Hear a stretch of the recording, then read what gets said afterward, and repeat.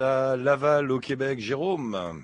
Oui, bonjour. Bonjour, bonne fin de journée. On a ouvert l'émission avec le Canada, on la ferme avec le Canada, grâce à vous. Jérôme, merci de nous avoir envoyé un petit mot parce qu'effectivement, on a beaucoup d'auditeurs qui demandent souvent des stages à l'étranger.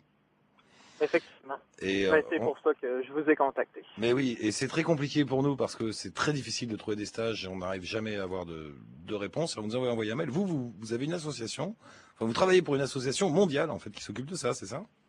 C'est ça, je m'implique dans une association étudiante, puis l'association qui se nomme ISEC. Et puis, qu'on offre, en fait, c'est aux étudiants de partir en stage à l'étranger dans le cadre de leurs études ou quelque temps après qu'ils ont terminé leurs études. Donc, c'est une association entièrement gérée par des étudiants. Puis, on est présent dans 108 pays, dont en France et au Canada aussi. Je ne connaissais pas du tout. Et donc, quand on est étudiant de n'importe quel pays, inscrit dans n'importe quelle université, on peut venir vous voir. En fait, c'est que on est présent dans 1700 universités à travers le monde. Et puis, s'il y a un chapitre local de l'ISEC dans l'université, alors les gens peuvent venir se joindre à l'ISEC et pour éventuellement partir en stage. Donc, ils peuvent venir voir l'association. Donc, ça, c'est consultable sur Internet. Les gens peuvent voir si l'ISEC est présent dans leur université. Mais c'est très populaire là, au Canada, en Europe, un peu partout à travers le monde. L'AISEC, ça s'écrit AIESEC. Exactement. AIESEC. On a mis le lien sur le site de l'émission avec les auditeurs. Et vous trouvez, vous, des stages, vous parvenez à en trouver un peu partout dans le monde? Parce que c'est compliqué. C'est ce qui est le plus compliqué, c'est les visas, mais effectivement, moi, j'ai aidé beaucoup d'étudiants à mon université, à l'Université Laval à Québec, à partir en stage un peu partout à travers le monde. Donc, on a envoyé des gens en Hollande, en Pologne, en Malaisie, en Inde, en Chine, en Colombie. C'est vraiment un peu partout, là.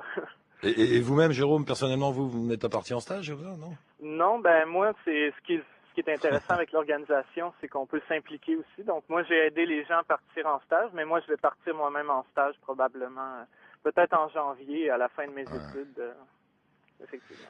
Un mot encore, c'est payant ou c'est gratuit, l'ISEC? Pour s'impliquer, en fait, nous, on s'implique bénévolement. Ouais. Pour ceux qui s'impliquent dans l'organisation. Donc, c'est entièrement géré par des étudiants. Mais c'est sûr qu'il y a des coûts pour partir en stage. Oui, ça. Ça varie de pays en pays, là. Non, mais pour le stage lui-même, oui, j'imagine bien, il y a des coûts. Mais pour s'inscrire à l'association, pour avoir les services de l'association, c'est gratuit. C'est ça. C'est un 20 $ là, par année au Canada pour Ouais. s'inscrire et pouvoir avoir beaucoup d'opportunités avec l'ISEC. Ouais, 20 $, ça fait quoi? Ça fait 15 euros, quelque chose comme ça. Ouais, ça va. Pour l'année, ça va. Mais écoutez, je savais pas que ça existait, cette histoire. Ça a été créé au Canada ou non? Non, ça a été créé en Europe en 1948, donc ça fait 61 pays en Europe. Et puis après ça s'est développé là, vraiment un peu partout. Mais ça s'est développé juste après la Deuxième Guerre mondiale en Europe. Encore un petit quelque chose qu'on connaît pas. Non, mais vous tombez bien, vous savez, on a tout le temps, je reçois des mails d'étudiants et tous avec le même problème. Comment faire pour trouver des stages? Comment faire? Parfois, j'ai l'impression que c'est plus facile, et j'en suis sûr même, de trouver un petit boulot quelque part dans le monde que de trouver un stage. Donc voilà. C'est Ouais. ça, mais il y a des stages disponibles vraiment en éducation, en ingénierie, en management. C'est vraiment, il y a beaucoup de domaines de disponibles. Puis en même temps, c'est une organisation pour s'impliquer. Donc les jeunes peuvent développer leur leadership, apprendre à gérer une organisation pendant leurs études. Donc c'est quelque chose de vraiment intéressant. Bah, merci beaucoup, Jérôme, hein. Donc ça s'appelle l'AIESEC, AIESEC. Le lien est sur le site de l'émission. Bah, merci beaucoup de nous avoir prévenus et puis à une prochaine fois. Merci beaucoup. À la C'est prochaine. moi. Merci, Jérôme.